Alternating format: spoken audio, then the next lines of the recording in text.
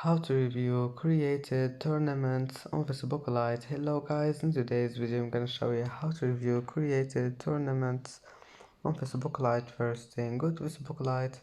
Here you will find these three lines in the top corner.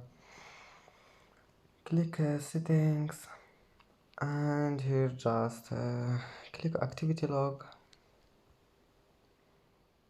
and now just click look at actions and other activity.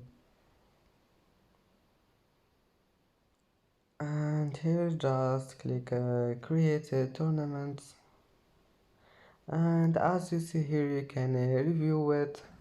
And that's it for today's video. If you like this video, please don't forget like and don't forget subscribe, and thank you for watching this video until the end, and see you in the next video.